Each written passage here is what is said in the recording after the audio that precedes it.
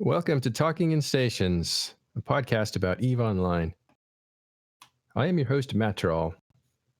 So today we're going to speak about ambushes from Mercenary Coalition getting ambushed to the Initiative getting ambushed as well. We're also going to cover the Northern Schism that appears to be happening. And then we're going to talk to ProGod Legend about the attacks on high-sec trade hubs, which is going to be very interesting. And then if we have time, we'll go into a Vegas recap of 2017 and maybe a preview of the Continuum of War speech that will be made that is going to happen this Vegas at noon, I think in the one hall. So we'll see how that goes. That'll be me giving it, so I hope it goes well. Okay, let's first introduce Artemis. How you doing? I am doing quite well this morning. How are you? Really good. Just drove in late last night, so I'm kind of wiped out, but let's see what we can do today. And for the first time, one of our research people and somebody who really propels the show, January Valentine. How are you? I'm very good, thank you. Great. We will have Killa B joining us later in the show. He's wrapping up some things. And ProGod Legend is with us now. How's it going, ProGod? Pretty good. Glad to be here. Yeah. I think you're a little quiet. Is that just me? I'm there using you are. a headset, so yeah. All right, good. All right, I definitely hear you now. Okay, well, let's get started here. MC Ambush. What happened? Well, it appears to be that they were doing a super move fleet. Sino goes up, Titans jump in. A couple of them got bumped super hard off, and just Initiative just got a really lucky break and happened to have a wormhole right into that system. And so they're probably rage pinging, and they end up catching Selene's Titan and a guy from Black Omega.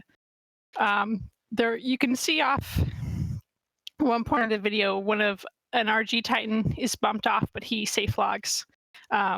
But by then, Selene and the other guy are pretty tackled, and it just goes down from there. Who got whacked? Who got whacked? Yeah, wasn't it Brisk? I'm just setting that up. Oh yeah, Brisk lost his. Oh, that was kind of a different situation. Oh, a different one? Oh, never mind. They were Reffy and Asbel, I think. Oh, and, I'm sorry. No, I totally screwed that up. I thought this was the Init ambush. This is the MC ambush. All right. So who lost his Titan? Was it Selene? Selene and a guy from Black Omega. I don't recognize him. So I think it's an alt of someone. And we were talking about how this is kind of a Vegas curse for them, isn't it? I mean, last year they lost their Keepstar and FD Tech a week before Vegas. And so what is this, a week before Vegas again? And they lose 2 Titans. So yeah.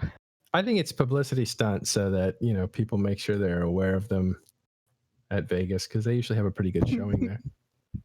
Hey, ProGod, jump in anytime you want, if you want to, just so you know. It's not. I'm curious where Mercenary Coalition was going, because they lost those Titans in Derelict Losec, which is on their way southeast. It's the only way they could have been going. Are they deploying? Aren't they deploying to the Wicked Creek area to see what's going on down there? I have no idea. That's what I'm asking. So some of their fleets, I just had a fleet with some subcaps with them yesterday down in Great Wildlands, but I don't we weren't informed that they were deploying there or anything. Maybe these were Titans. They would be a deployment, but I understood there would be some activity by them in the area, probably trying to get in on some of the fighting that you guys were doing there. But I wasn't sure if it was a full deployment or if it was just them taking some dreads or them just kind of subcapping around, but there was definitely the Well, idea that they were going to leave the north. I was shocked to see their supers on the move like that because before the war started, I offered them a contract to come south with their supers and said I can guarantee you content and everything like that. And they said we don't feel like we're ready to do that, which may have been an excuse because they knew they couldn't get involved in that. Maybe not. But I was shocked to see them deploy after turning down what I think would have been a much better opportunity for content. What would you have used them for? They would have fought on our side against Skill U and Fraternity and all them. We would have paid them. How long We ago was offered this? them a contract. This was at the beginning of the war before Skill U deployed down Oh. there. We were going to pay them for it. Oh, maybe they're ready Interesting. now. No, too late now. There's no money in it. Well, but yeah, they're looking. I think there's not. Maybe there cordial. wasn't. Like, we had a good Yeah. conversation. They said, sorry, we just can't do that at the moment. But, I was shocked to see them deploy after turning down an opportunity earlier this year. Well, a lot's changed since then, right? It could be that they finally got activity high enough or something like that. Yeah, well, that's how that works, I guess. But yeah, it looks like MC is tooling around in the south, and I think it's the Wicked Creek area or maybe Great Wildlands. Where are you, Artemis? You're down there, right? Yeah, we're in Great Wildlands. Well, that's what I'm thinking of. Isn't there a war going on there that's just wrapped up, and there's a second war starting? Yeah, pretty much. So previously it was a war between Ebola and Great Wildlands Coalition-esque. They reformed into the Cure, is what they called themselves. And it resulted in Ebola having an internal split. There was a coup. They basically split apart into two different alliances. The coup alliance sort of disbanded and joined Triumvirate. And so Ebola is sort of a husk of its former self, going back to the roots of just camping 7Q. The Cure alliances, a lot of them have Sov and Scalding Pass. And so there's a bit of fighting going on in Sov over there because a new Russian group called the Right Order is moving in, and they're looking for Sov to take. They also are looking for content in Great Wildlands. We've also had Scourge move down into Great Wildlands as well. They've been causing a lot of trouble. In fact, just yesterday, we had our Market Asbel and a Tartara reinforced that we were trying to save. Had some fights over that. And then we've also had Templis Calcif, who moved into right next to 7Q. So it's heating up. We'll see if a big war breaks out. We don't know who's going to be on what side yet, but... All right, so there's still activity down there. They're kind of a bigger fish in that pond, if they do show up. Indeed. We'll see what happens. January, what's the other ambush? Or do you have more on MC here? No, it's interesting that Scourge came up to Great Wildlands. I remember we fought, when I was still in Mercenary Coalition, we fought them when we came down to help test and CO2 get some space down in the Cursed Catch area, and they were always very formidable. I think I was a skirmish FC at the time, and I lost a handful of Feroxes. Oh no, that was against Triumvirate, but yeah, we had some pretty interesting fights against Scourge. They're a great group to scrap against, very competent. They definitely have very high individual pilot skill, which makes all the difference into small and medium-sized fleets. So yesterday they had roughly a 30-man Shield Macarial fleet with a couple of Basilisks, and they proceeded to kill a Rattlesnake fleet from Templis Calcif, and then engage with the Munin fleet from MC when the Shield Macarial fleet from the Cure, including Capitalist Army of the Corporate Diamond, jumped in to fight them as well. Then Skill Yourself came in and Loki's, and Skill Yourself and Scourge, they have a bit of an interesting relationship. They fought each other before, and they worked together. So it'll be interesting to see how that plays out, because Skill Yourself is kind of in the area with the Sov they're taking. How big is Scourge? Cash. Their typical fleet numbers don't usually exceed 30 to 40 in Russian Euro time zone. They're on the small end, but they're, like I said, they're very competent, very high individual pilot skill, which is a huge force multiplier. I think a lot of people don't really take into consideration that you can fight with small numbers very effectively if your pilots are on the ball and know what they're doing. You They nervous, also Pro guy? have. I'm sorry. I was getting pizza. You're gonna have to you're gonna have to run that one by me again. No. Just sit there. Have some pizza. I can't control when the oven goes off, man. I set the timer before I got on the show. No, it's good. What You're good. what toppings on the pizza? It's grandfathered in. No, Artemis, you were going to say something. I cut you off a couple times, but did you have anything else to add about Scourge and 30 proficient I completely forgot as soon as pizza was mentioned. I really want to know what toppings are on this pizza. All right, so that's interesting. Looks like MC hanging around in this area and in the southern area there where wars have just ended, and there's some good groups there that are small. Oh, and I think what was being said was, Progot, just to loop you in, that this group Scourge that has really good PvPers only brings about 30 or 40 though, is sometimes fighting, sometimes working with Skill U. And so then I said, does that make you nervous at all? Not at all. I like Scourge, they're good people. All right, let me bring in, while we're here, I'll bring in Killer B.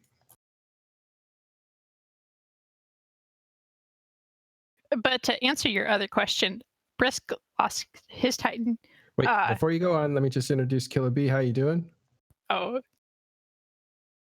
Hello. Is this working? Yeah, we can hear you. How are you doing? Well, I'm doing fine. Just back from dinner.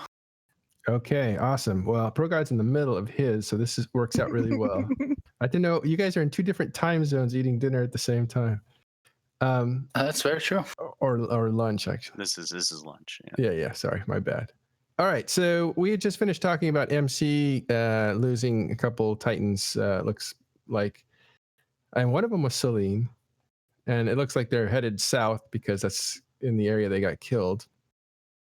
But we're about to move on to another ambush from Initiative. January, you want to tell us what happened there? Oh yeah. Apparently, Brisk's fleet was reffing.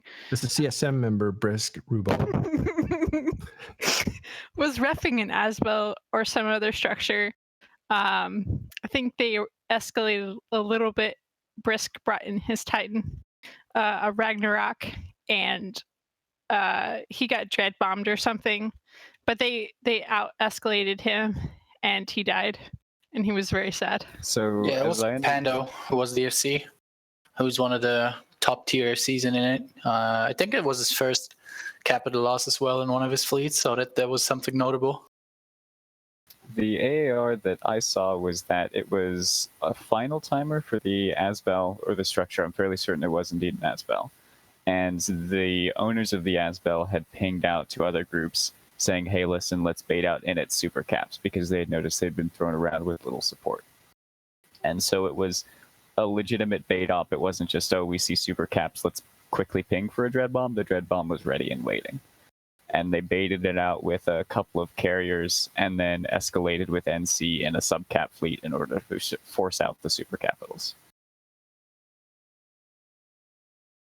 Yeah, that was a very typical bait sort of thing. That's just what happens, and this is not in any way or shape or form negative. It's just what happens when an alliance has the upper hand in a certain territory for a long time. At some point, hubris creeps in, and it happens to literally everyone. Look at this. Nobody is exempt from that.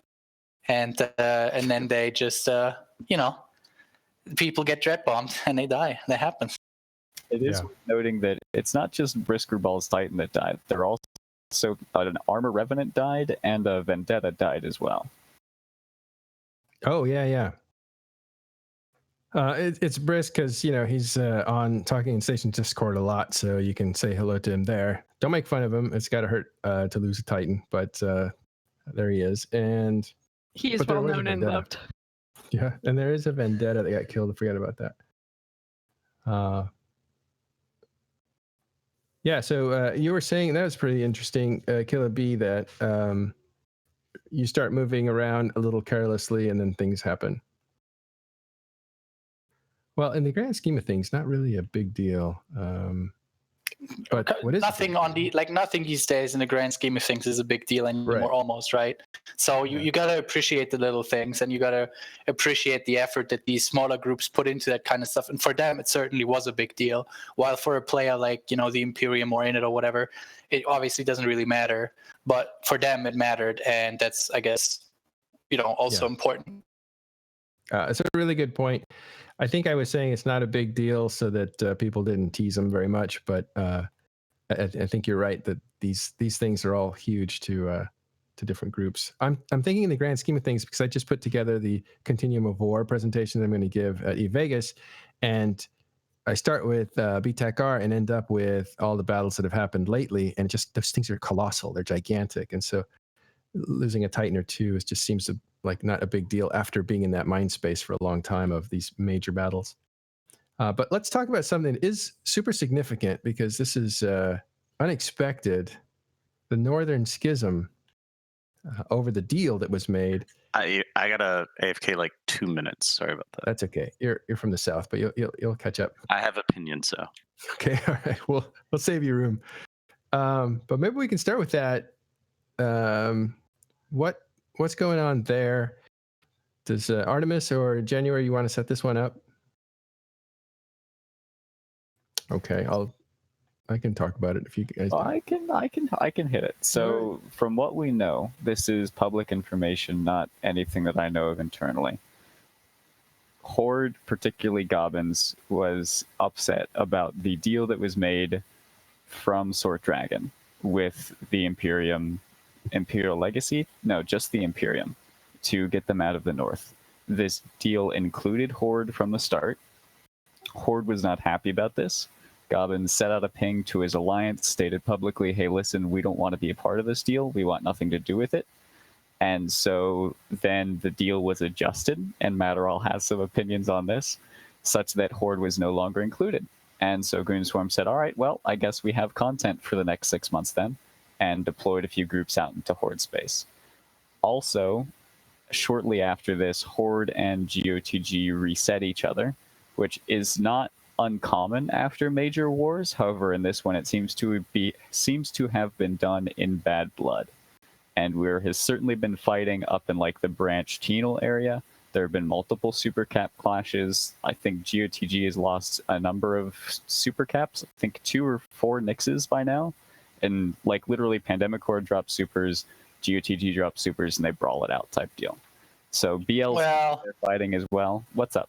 Correct, Mikilla. Black Legion is the backbone here, right? Horde wouldn't be doing these things on their own if Elo wasn't there to back them up.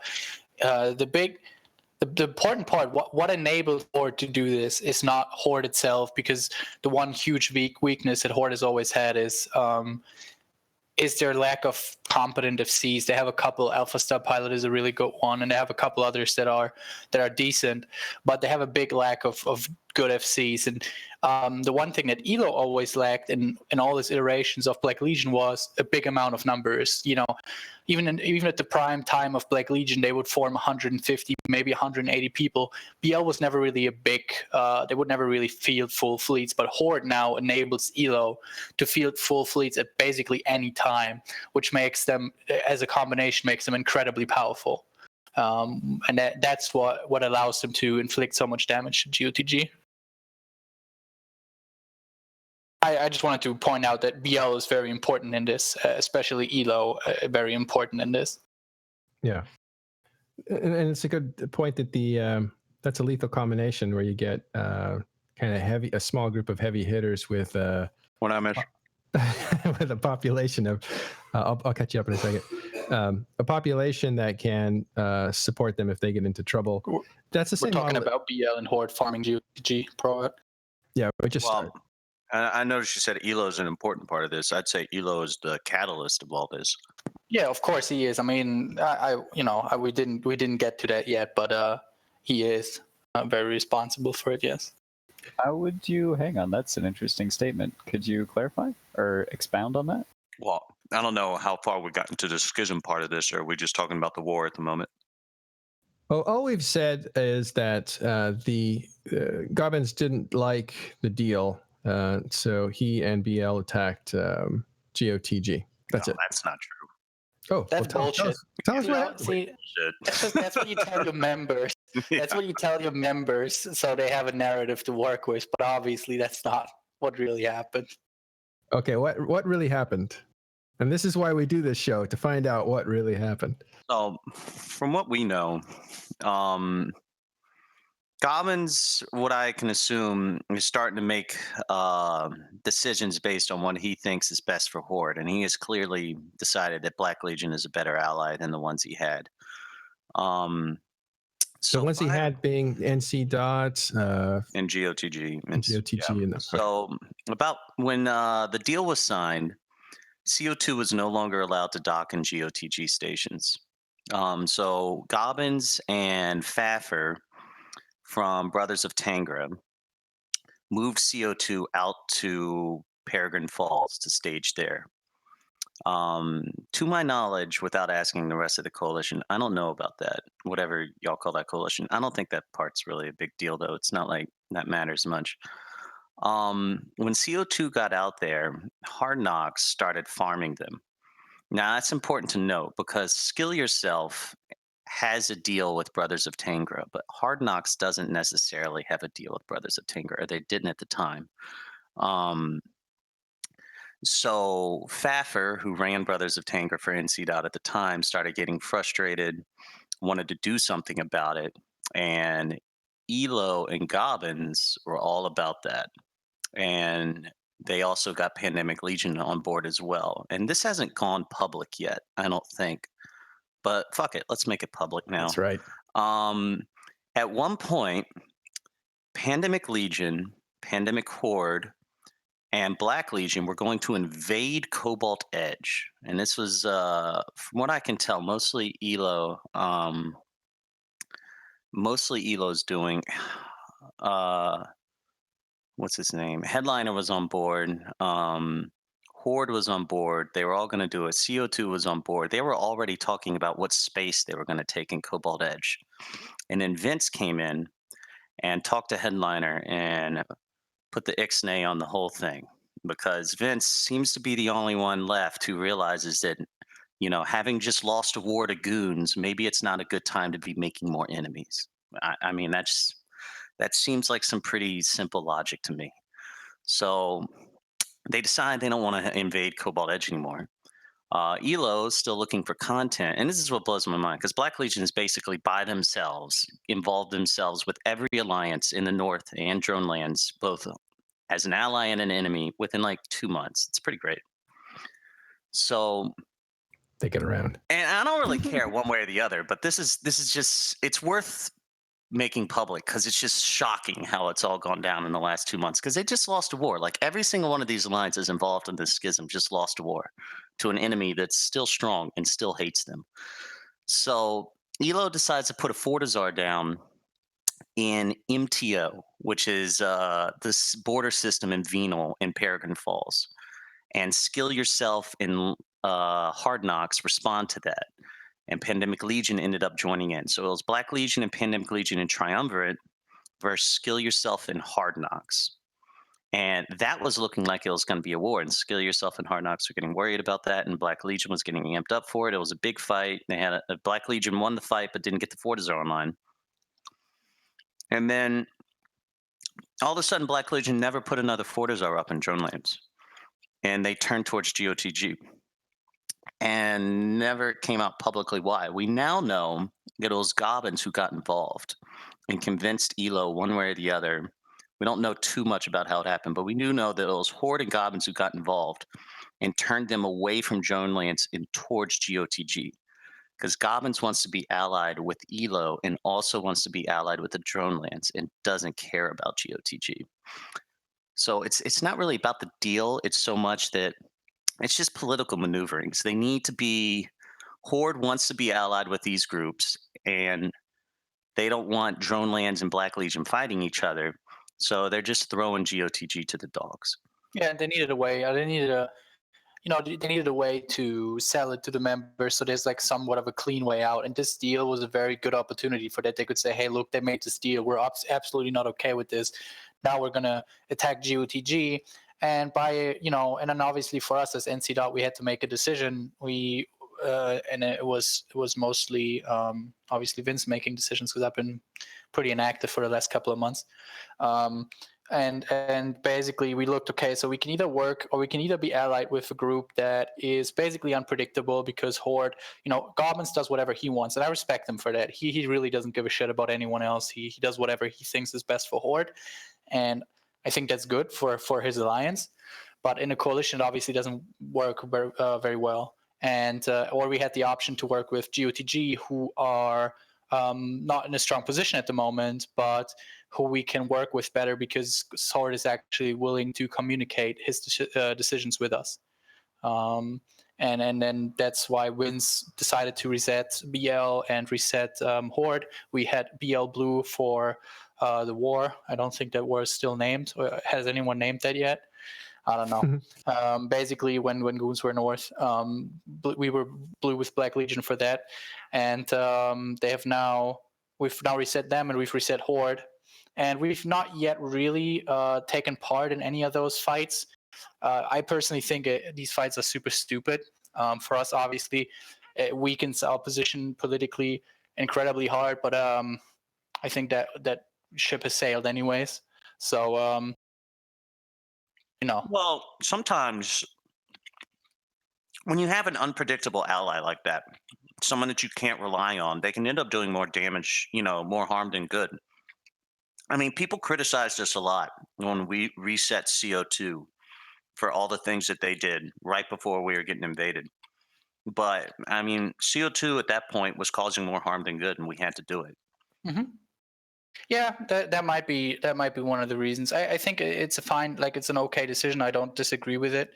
I think that I obviously like the decision because now there's a lot more stuff for me to shoot if I decide to FC again more actively. And now with Test coming north as well, somewhat at least. I think there's going to be great content is on the horizon, and then I might get involved in that. But from the political standpoint, I think it's sad to see the North fall apart like this because the North was something that after World War B we've kind of built it. I was very involved in the whole building process of the North, and to see that construct fall apart now is kind of sad to me personally. But I've accepted its fate, and I'm just gonna. Now I'm going to go where the best content is. It's my point of view. And I'm not saying I'm leaving NC. I'm saying the fleets I'm going to do, the fleets I'm going to lead. I'm going to go where the best those fleets I'm going to take wherever the best content is. And I'm very happy that that I have much more opportunity now to shoot a lot more people like BL and Horde, and Test when they're here, and Goons are somewhere in the mix with their 6 they have deployed in Geminate, and it's just a whole bunch of people I can shoot, and I'm really looking forward to that. Well, I mean, y'all definitely have a lot of good targets up there now. I'm shocked that all the realigning is happening up there. I mean, Gobbins is telling his leadership that they're going to have Oracle mining available in Cobalt Edge, so they're clearly moving away from the northern group and having a stronger alignment with the Drone Land alliances, which is just shocking to me.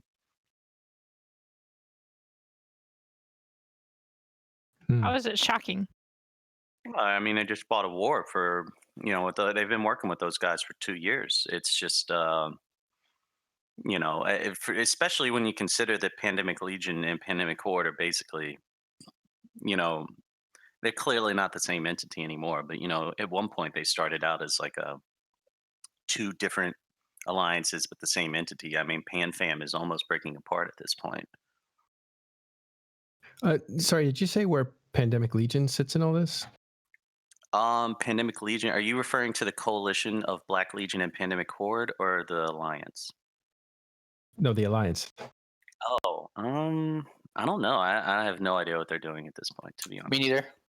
As far as I know, we've worked with them a couple of times recently, and in some smaller skirmishes over some low sec structures around Ope.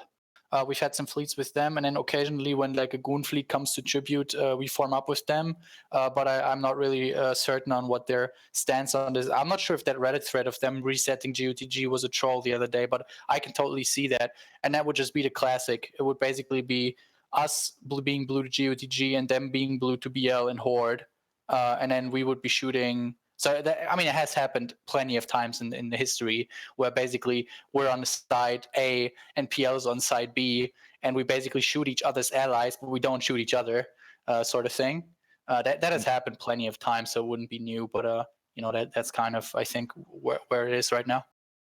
My favorite part of the fights that come out of like these sort of situations is where Horde, like, they were very well aware of the standings, and so they would take fights where they would use PL faxes to support their like armor material fleets. And so NC, who was shooting at them, couldn't shoot the faxes, or rather wouldn't shoot the faxes. They probably could get away with it, but they wouldn't anyway.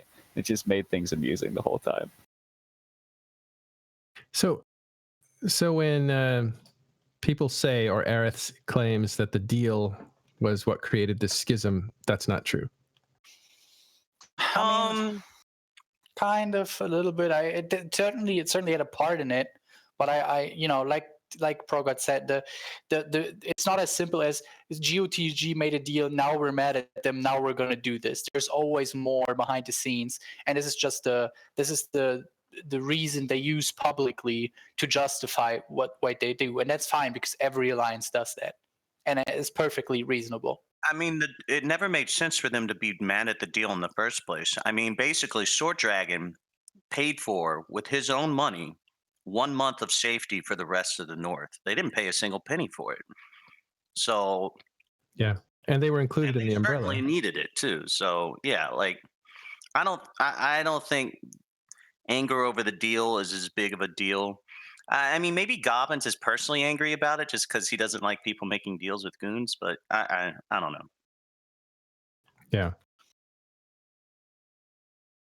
Well, it certainly played out that way, but you're right. There's definitely something going on in the background. I'm glad you guys were able to tell us what it was.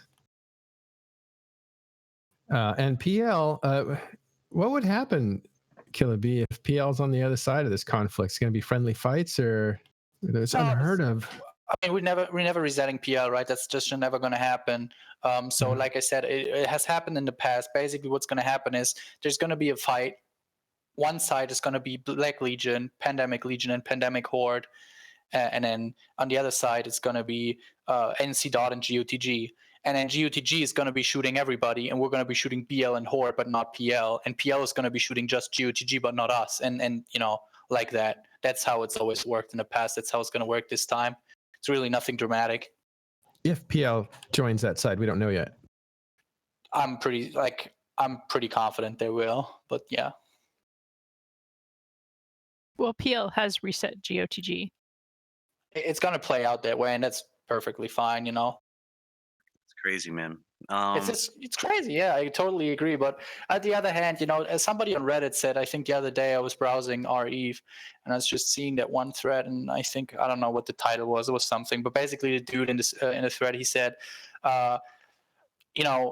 the reason the North is losing in the grand scheme of things, why the North is always going to be weaker than Goons, is because the North is now consisting of a group of alliances that can barely stand working with each other for more than 2 months. And as soon as the great threat has perished just for a couple of weeks, they turn on each other because that's how much they like each other. And the Goons, they all sort of operate under one roof, right? And that's perfectly right. I mean, that's why we started to call ourselves the CFC 2.0. That's why, why things have shaped out the way they have. It's just we're not really meant to be a coalition, and we were unfortunately by very there were some people that kept us together like this because they always have this great war versus the Goon in mind. And I'm very happy that now with the recent attack from the Goons onto the North, that those people have realized that this big battle is lost, and that we should just focus on our individual alliances or on our individual coalitions instead of trying to keep this construct together that clearly doesn't want to stay together, right? We can exist because go on. I don't know if I agree with all that, because I mean, y'all have had plenty of opportunities to break apart the way y'all are now. I mean, look at what Horde is doing in Venal. Horde has deployed harder to invade Branch than they ever deployed to defend against Goons and Fade. I mean, they've stopped Rorqual. I mean, they've stopped all money making in Pandemic Horde. They literally had an alliance meeting yesterday where they said, you need to be in Venal and this is your entire focus. They never did that for Fade. Yeah, that's I mean, perfect. They're more it, committed to this than they were to anything in the past. but for the past 2 years, that hasn't been the case. I mean, they've never done any of these internal wars or anything like that. In fact, when Goons went north last year and staged in Hakonen, it was all, lovey-dovey. The North is united. Everyone was memeing about it, and it stayed that way for a full year. Yeah, the leadership of the North is always very good and very peaceful when they're winning. But as soon as somebody starts losing, they turn on each other. That's just how it is. As some, like obviously, Vince has been trying to keep this together as good as much as he can, from what he's told me at least. But there's just there's a point when you just can't. There's no point in us, like, that's my stand. And again, like right now, I'm talking my opinion. In my opinion, there's no point in us wasting our time, wasting our effort in trying to keep this construct of the North together, when it's just hurting us more in the end, when we should just focus on, making sure that our members in NC Dot have a good time, that we grow as an alliance. And we can definitely grow without these other people in the North. NC Dot alone is strong enough to hold our ground. We're not strong enough to defeat the Goons. Nobody is. But we're strong enough to hold our ground. None of these groups that are forming in the North right now, I think, are threatening to NC Dot as an entity. And we're fine. We can still grow. We can do whatever we have to do. It might look very differently for some other alliances here in the North, but that's their problem from my point of view. And I think that we need to focus on us. We need to do NC Dot first for a while. And then we can look and see how the political landscape has changed. And then maybe there's going to be some new allies that we can work with that might be stronger than the current ones. So isn't there more to it than, it's a nationalism versus globalism? Like we're all in it together versus I got to look out for my alliance. Which but is... we tried we all in it together, right? We tried and we got shit on. The last 4 months we got shit on. Okay, brother. And we tried the whole, like, okay, we need to be united as the North, and we put up everything we could. And like Progot said, maybe some alliances in the North didn't commit as hard to this whole defense as they could have, but it's not like we didn't try, right? And Progot has said it, Gobbins, we both know that Gobbins does whatever he wants. It's not like we tried to convince him to commit more to the defense of Fade. He didn't do it, right? So we tried the whole, like, we're all in this together shit, and it didn't work. We got fucked. So now, why waste time trying to keep that alive, a concept that is already proven not working, and just go and focus on, because there's a lot of things we can work on in NC Dot. And I think that in the last couple of months, we didn't really improve in NC Dot because we were focused on trying to keep our allies alive. And now we can take our time and make sure that we bring NC Dot up to the 2018 standard. That's what we need to focus on right now in NC, not trying to keep some people alive. I definitely agree with you, because I've been in that position before where you're not just running your own alliance, but you're running 3 or 4 other people's alliances as well, because you're running a war and they're just incapable of it. So I definitely got a sense of that when I was looking at the North, that NC Dot was pretty much doing everything. So I imagine now that y'all have all of that leadership infrastructure freed up to only focus on your alliance, it does make a big difference. I've seen that happen before. But isn't this, and what I meant by isn't it more than just that concept of nationalism, globalism? Isn't it also a difference in philosophy on how to build empire, I guess? Like some people want to put the industrial base behind the military, and some people just want to be mercenaries still. To an extent. I mean, like, there's different ways to play Eve. You can be in Bomber's Bar or you can be in NC Dot. Those are clearly 2 different play styles with 2 different objectives. And one of the things about the sandbox is that you set your own objectives, but that's limited in nullsec. In nullsec, if you want to do things in nullsec, first rule is you have to be able to defend yourself. You can have a different play philosophy all you want, but if goons show up and blow up your Satoyos and Keepstars, it doesn't matter if you're communist or you whatever group of alliance structure you come up with. You're still dead. You're still going to lose your space. Yeah. So. Yeah. Well, and isn't this an interesting ploy? Because I'm thinking psychologically here, and I'm going to tinfoil this to death. But what if the North breaks into several different groups? Does Tess still feel like they need to be with Goonswarm? I mean, we just reset Goonswarm.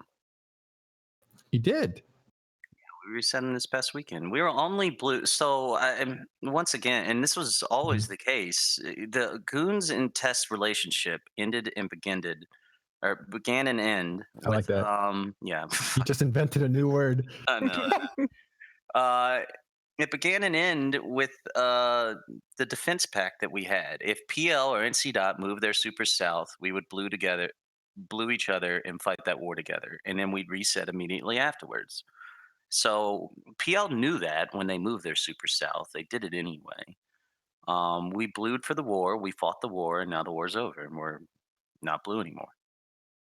And that pact has been in place for a while, so it's not like that was a surprise to anyone, really. Yeah. All right, but true reset. Well, there's always going to be. What do you define as a true reset? Is Test going to go invade Goons? No, because why would they, right? Right. Like that's not going to happen. There's no again, EVE 2018. There's zero motivation for Test to invade Goons. There's zero motivation for Goons to invade Test. Why would they invade each other? So might as well not do it, right? There's still like I see pings from Test every other day. Oh, there's a Goon gang in Esoteria. Let's go fuck them. And there you go. I don't know how much truer it'll get, you know? I guess there's difference between an angry reset like Horde and GOTG and we just don't need this anymore, so we'll just say it doesn't exist anymore. Mm-hmm. Yeah. But I mean, like Killaby said, like Goon gangs are in Esoteria probably more than any other alliance at the moment. So we're definitely shooting each other again. Oh. Well, isn't that what happens? You start shooting each other, then FC start to slap fight, and then it starts getting into a pride. Yeah, it's funny how that always works out. Like for as long as I've been playing EVE, there's been the cycle has been pretty constant. Well, every time we come out of a big giant war, I always hear this, well, no one's ever going to go war again. But it always does happen like that. Like former allies reset each other. They think, oh, we'll just be fine. And then when you're shooting at each other in a game as competitive as EVE Online, you get pissed when you lose. There's just not much to stop it from happening. So eventually people do get pissed at each other. And that escalates, and then eventually they say, "Fuck those guys, let's go burn them down." It's almost like a continuum. It's a flat circle for sure. Yeah. Well, very interesting stuff. And this kind of, do we have anything else on this? Because I want to go to what ProGod's up to next. You're taking over HiSec. Yeah. Well, Horde's busy, right? This is an area that Horde protects, and Horde's in the middle of something. So is it a good time to attack ProGod? Well, ironically, we had decided to do this before they invaded Branch. So it's a great time to attack, but we were shocked that it worked out that way. So not part of the equation. You were going to do it anyway. Yeah, we decided about 3 weeks ago. Okay, what actually stage in Perma? What do you stage ProGod? We stage out of Jita 4.4. Oh, nice. Man, what does Jita look like when you guys form a fleet? I wonder. Surprisingly enough, we drowned out the regular local spam. Perfect. Oh my God. Test spam versus Jita spam. There's a war. Well, we got to start getting our message out for the new market hub. We're making commercials now. We're going to have to start local spamming it hard. Oh, okay, wait. Let me. There's financial services available.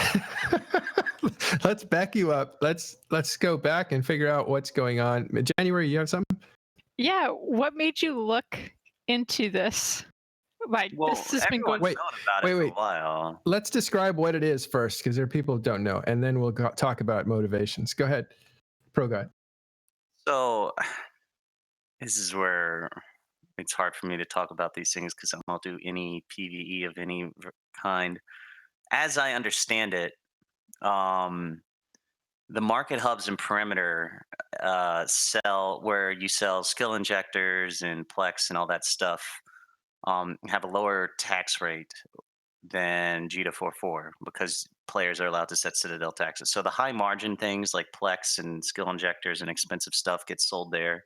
There's also some Satoyos and Tataros and stuff for refining and construction and all that. We've known for a while that it was run by the North. I mean, Pandemic Horde ran a campaign about a year ago to clear out all those citadels,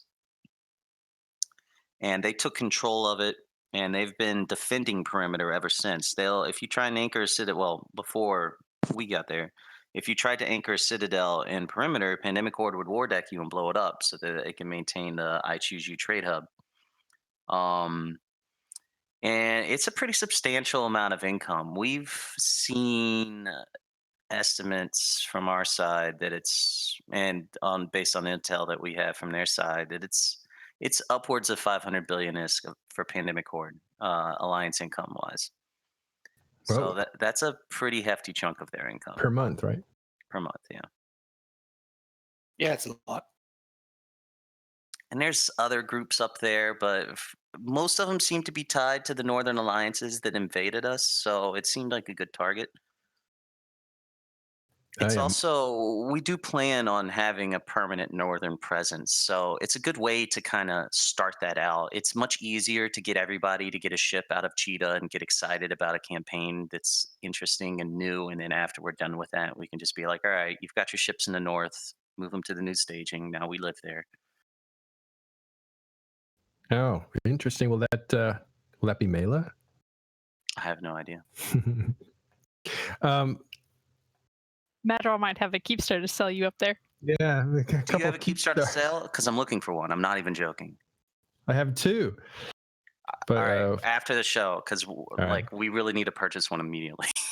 I'm not even joking. Oh yeah, we'll talk. And your desperation is just tempting, so I'll pad it a bit. I'm just kidding, but we'll talk. Don't we'll let him lowball you, Matterall. It's Pro-God. He will lowball you. Come to right. a fair price. Yeah. I got a fun TIS somehow, right? Yeah, Can't have all this great production value that McLeod brings without. How much is he getting paid? What the? What? It's all volunteers. You guys are all volunteers. Don't go on strike. But I think we want to cover also I Choose You is the Citadel that is the marketplace there. Mm-hmm. So I just got a note from Billy. Do you have 2 or 1? I have 2. I'll write him. I have 2. One got stolen, but that wasn't mine. So I have now 2 out of would have had 3 kind of thing, or we would have had 3. All right. Anyway, we'll talk. But do we want to? I Choose You is the group that, or the guy that has the markets there, and he's protected by Horde, whether he wants to or not. Right? He could have been extorted into this. Well, Artemis, can you tell him? Yeah, he actually, Matterall was talking to him, and he gave TIS a statement on basically his point of view. So when the Citadels came out, the whole market thing came out, he saw it as an opportunity. He wanted to get lower taxes on his skill injector farming or whatever. And he also wanted to sort of advertise his other services, right? The Sotio, the Tatara, the industry type stuff, although those technically weren't in the game at the time. And so he went and he actually started an Amar, started setting up things, but was just constantly getting shot in wars with like high-sec mercs, things like that, trying to find people to hire in order to fight for him. He was willing to pay up to 10 bill for an armor timer, for example. And even back then, when the markets weren't stable, and when the Fortizars were like 20 bill a pop, the income from these things were still more valuable to him, that he was still willing to put down more and more and more structures as they died. And when he saw Horde come to HiSec, he saw it as an opportunity. And it took a little while, but it was a deal that he made with Horde, such that they would defend the structures and he would operate in perimeter, and there would be some payment between the two, of course, to grease the wheels. So it is a mutual thing between I Choose You and Horde, and it was sort of a opportunity that was seized. Interesting. Poor guy. So what's going to happen to him, Pro-God? Well, he made a deal with the North, so he's going to have to go. Could he make a deal with you? I don't know. He hasn't talked to us yet, so.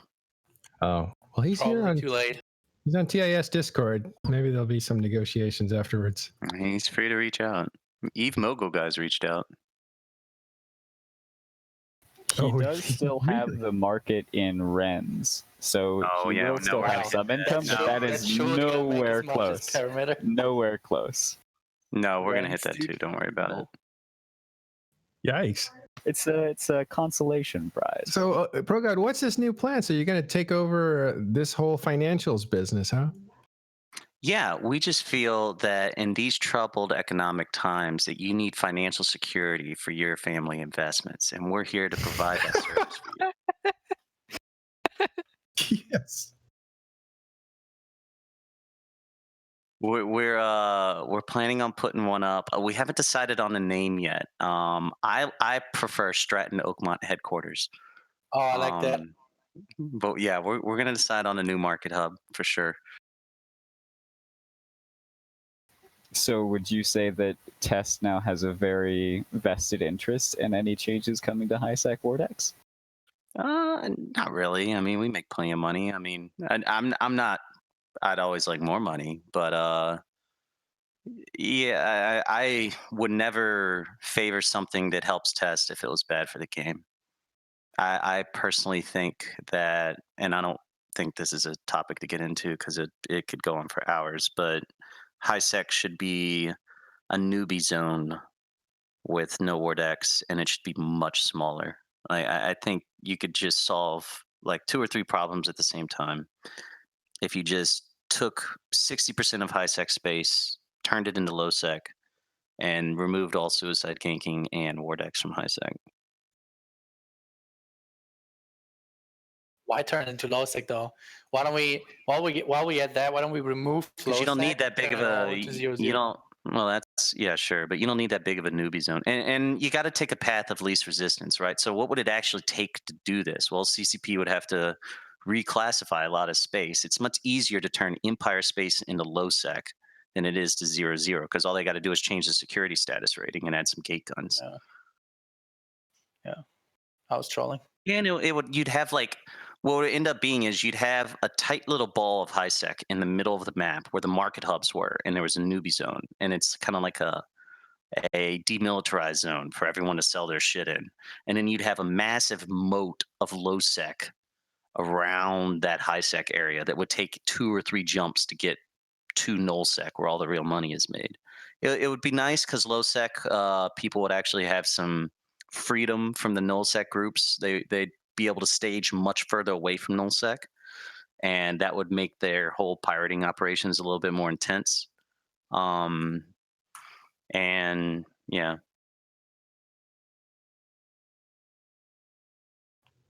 It's an interesting idea. It's actually not the worst one I've ever heard of.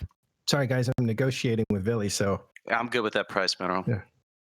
Really quickly before we okay. move on from this topic, Villy has been stoking the fire of the rumor mill by making comments on Reddit to the effect of Sort hired Test to go and shoot the Fortizars. Now, your statements earlier, ProGod, seem to pretty decisively say that's not the case. That's not the case. Yeah, no, we were right. trolling on that thread.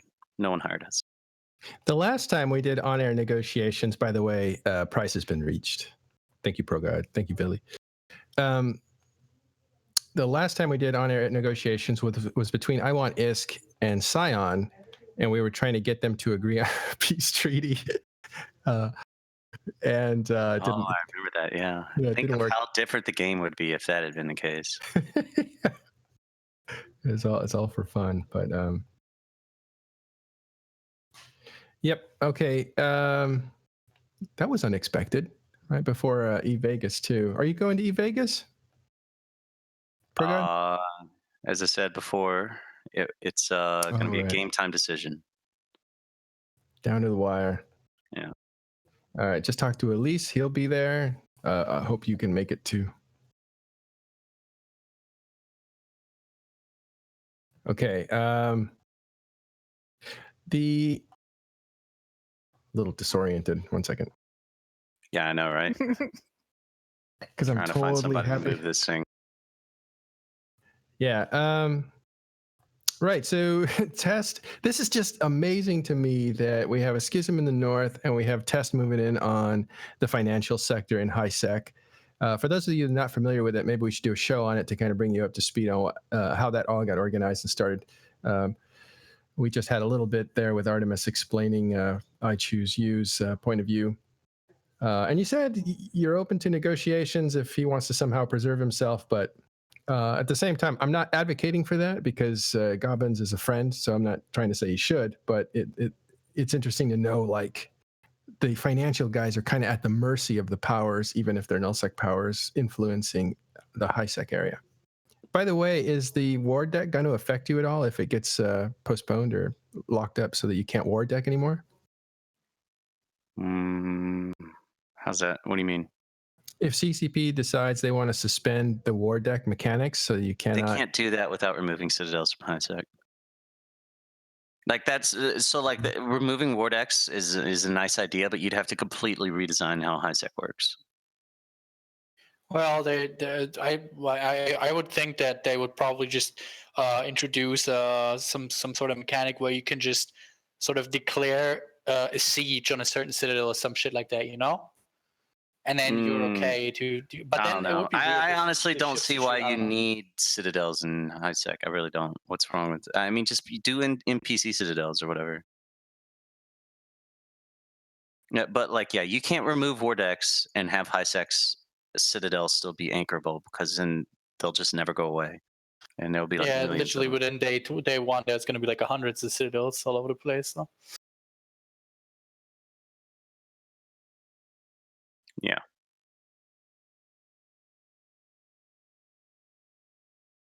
I just want to say I really look forward to watching your stream, ProGod, when you navigate some of these HiSec wars. Unfortunately, I'm not streaming much anymore. I'm hoping to get back to it soon, but my schedule really changed up, so can't really commit to streaming consistently like I was.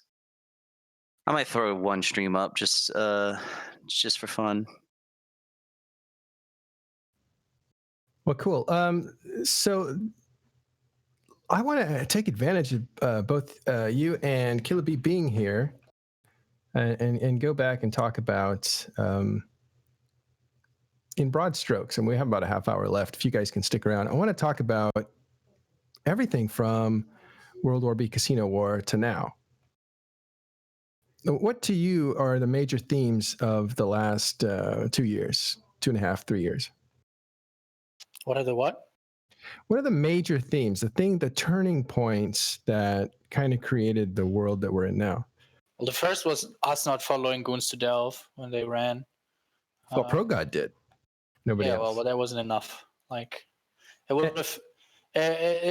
Basically, if all of the big alliances that were committed in the north would have chased them down to Delve, and even Aerith said that to me at the CSM summit. He said that we had if we had followed them all together and basically did the same we did in the north to them, then there was a very good chance of us to finding a more permanent solution to the Goon problem. But that obviously didn't happen. So that was the first thing that happened immediately after. Then probably the exodus of CO2 and Test from the north was the next major thing. Because that's when things started sort of when there were little disagreements within the northern leadership. Basically, there were parts of the northern leadership that afterward would be, and we decided not to follow them. They were like, okay, so now we just got to do what Goons do in the north. Basically do the same things that Goons are doing in Delphi. We got to do that in the north. And there were other parts of the northern leadership who obviously weren't willing to do that because of prestige or the reputation they had or whatever. And because of that, we decided to go after CO2 and Test, who could have been allies with us to some degree, anyways. But we decided to kind of attack them and sort of turn them against us permanently, more or less. At least for Test, that was the case. For CO2, we all know how that turned out. That was another major decision. And then, I mean, after that happened, I think things went quite well in the north for a couple of months. Basically, the rest of 2016 and most of 2017 was all pretty good for us, and us being the groups of the north. We deployed pretty successfully towards some other areas, had some fun around there. We maintained a very strong sphere of influence. We basically controlled who was able to put a keeps up or not outside of Delve for a while at least. And then things kind of started going downhill towards, I would say, probably, I don't know, maybe the end of 2017, start of 2018 sort of thing. The whole war in the South didn't play out the way people wanted it to, obviously. And I think that was just people getting in bed with the wrong people. And then, I don't know. Which war in the South are you talking about there? Well, the only one that really matters, which is the one that happened recently when PL and Skillyu and shit tried to attack test, or did a tech test. Because all the other wars that happened around there was Tribe versus XIX and FCon and yada yada. Those were all yes, they happened, but they didn't really have that big of an impact in the grand scheme of things. I personally, I'm pretty sure that some people are going to disagree with me on a bigger level, but I don't think that the whole falling apart of the DRF actually mattered that much, because in my opinion, DRF was never really a big player. They were just sitting there and nobody ever really touched them because of the amount of agreements they made. I don't think they were ever really a big military power. I think that helped Joe, actually. It gave to the rise of Skillyu and all them.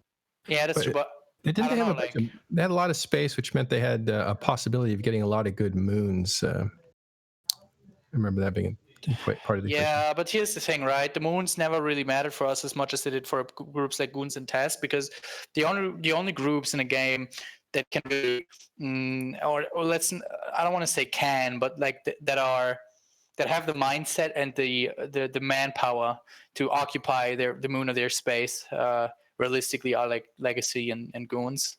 And then if GOTG were to build themselves up again, they would probably be able to occupy their moons as well. But groups like NC. For example, we just can't, there's just not enough people actually, basically if I ping a mining fleet, right, I got 5 dudes. If people mine on their own, and we obviously have a standing fleet where all the NC. Miners, hang out, and so if somebody gets tackled, we can respond better, and we get good numbers in those standing fleets. Sometimes with 200 people in there, there's 70 Rorquals or some shit. So yes, but if I were to ping, hey, let's go mine this moon for the Alliance or something, then nobody would show up. I don't think that something like that would ever really work in NC. Just because of the mindset that the people in NC. have. It's a very very old mindset, very stubborn mindset, and I don't think that would really work out. So that's why I don't think moons mattered as much to the North as they did to groups like the Imperium, who basically control the T2 market together with Legacy to some degree. But I mean, honestly, dude, I could go on for this forever, but I would love to do it in a lot more detail, but I'm definitely not going to do it on stream, and I'm also... obviously, that would not really, half an hour is not going to be enough for that. Yeah. I ranted with Jintan and Aerith about this for about 2.5 hours when we were all really high at the CSM summit, and we ranted on exactly this topic. We basically rehashed the entire last 2 years since what will be, and we kind of went into every single decision on a very high level. It was very interesting, but that's not something you do in public. Yeah, and also you also can't do it in 30 minutes to get the right amount of context that's needed. But yeah, we should talk, because this Continuum of War is speech that is going to be given is going to be the last 2.5 years, basically, since Casino War, World War B kind of thing, up until now. So it's all done, but I really need to fill in some blanks. So I'll talk to you after a while, and maybe we can do an interview or something. And ProGuide, that was a pretty good summary. I mean, that was good. Yeah. I would say the one thing that I would add, and I think everything you said was pretty on the ball. The only thing I would add is that even after you didn't follow Goons to Delve, and even after you kicked Test and CO2 to the south, you still... I mean, in 9-Tech-4, which happened after both of those events, you had equal number of Titans with them, and we're forming more subcaps than they were. And this was before Skill Yourself, and came of age, I guess. and all those other groups in the East that weren't there. I'd say the only miscalculation from post test and CO2 going down south and to where we are right now is that it was impossible to put any kind of pressure on goons. I mean, most of the North got most of their content from test and CO2 in the East and rarely ever tried to do much against goons. There were some token efforts at times, but nothing serious and definitely nothing creative. And there was a time, especially before the jump fatigue nerf, where goons' main strategy for defending their oracles to use capitals. It's not very hard pre jump fatigue nerf to stack up a bunch of jump fatigue on capitals. They can only defend oracles so many times a day. Of course, now that's not the case anymore, but there was a point where that was the case. And there's more to the space in Oracles, and there's other ways to mess with it. I mean, the whole B control thing was a somewhat creative approach, but it wasn't very well, uh, wasn't very serious. I would say that there was still a point up until less than a year ago where you could have recognized the threat and come up with some creative ways to put real pressure on it. But Yeah. other than that, that's tough to do. It's tough to convince people to go for kind of the long game where you're like, hey, we're not going to win fights for a while until one day we start winning fights and then we'll win the war. That's really a tough sell. Um, How does that decision relate to sort of the balance between attacker advantage and defender advantage with Citadels and Sov in their current state? um, I'd say as far as balance concerns go, I mean, defenders clearly have a strong advantage now.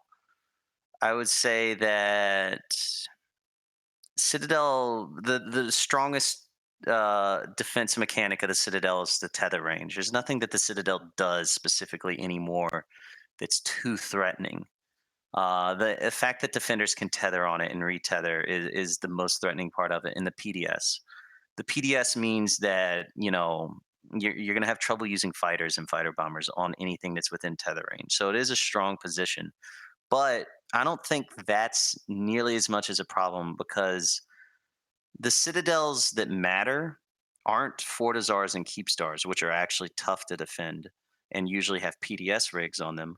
They're Asbels and Satoyos and Tataras and Atheners. Those are the ones that you need to live in your space, and those are much easier to kill.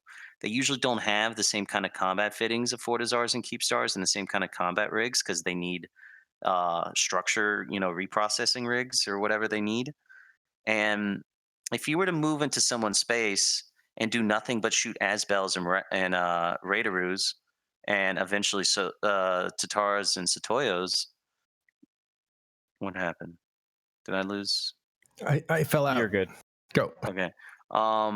Then you don't have to kill a single Keepstar. Eventually, they will not be able to live in the space anymore. So I would say the Citadel balance isn't a problem. I would say capital balance is a problem because it's very difficult to have anything other than a Titan battle once Titans are on the field because Titans are so oppressive. So that makes it tough. And then when you combine the tether mechanic, the defenders have a clear advantage. Although not always, as we learned in X47, sometimes things can go screwy, which would bring me to my main point. And my main point is that we can go over balance for, I could spend, like Killaby said, I could go for hours on balance problems. None of it matters because the server is too unpredictable. And I'll give you a prime example. And when we were planning for these perimeter fights, we were exceptionally worried that we were picking the wrong doctrine for HiSec because the doctrine that we picked has a fast rate of fire, which is fine until the server gets too laggy. And 10% tie-dye is not a problem. It's when tie-dye goes past tie-dye and you actually start getting module delay.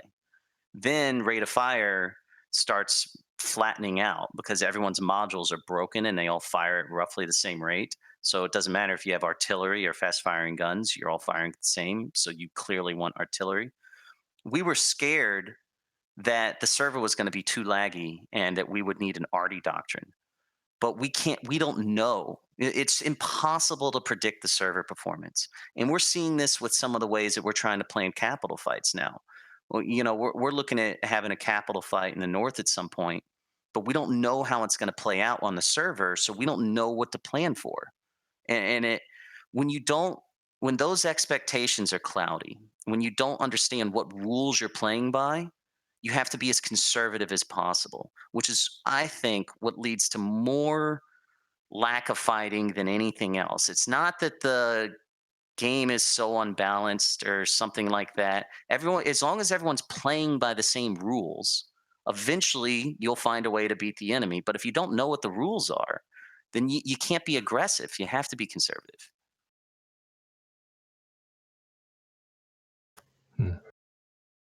One quick question. Adderall, we really need that contract right away if you can do it, man, because we got to get that thing up. Yikes. Okay. Lots going on. I actually have to do a real life thing. I'm going to hand over the show to January Valentine to finish it out. I've got to do some stuff that's urgent and then some other stuff that's urgent. So we'll see you guys in Las Vegas. We have some announcements at the end of the show. Stick around for those. TIS crew is going to get together, hang out with you guys, have some food, have some drinks, find out when that happens. And I will let January finish out the show. Thanks, guys. Well, like Matterall said, Talking Stations is going to get together before the keynote. I think they have something planned down in the main area, and then we have a special Talking Stations lunch / early dinner at Margaritaville for our patron subscribers and our lovely angels who really keep the show going.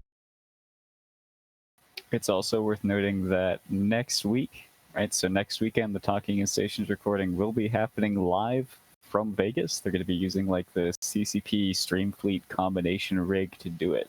So you're going to have Matterall sitting next to whoever he's talking with on the panel. I think Carneris is going to be there. The full roster hasn't been decided yet, but it's definitely going to be an interesting show. Well, anything anyone else want to add before we go? As always, thank you, Killa and ProGod, for coming. Thank No you. problem. Yeah, thanks for having us. All right, that's it for this week. Thank you all for your subscriptions, and we'll see you next week at Vegas. Hopefully, yeah. I should know by the end of the day if I'm going or not.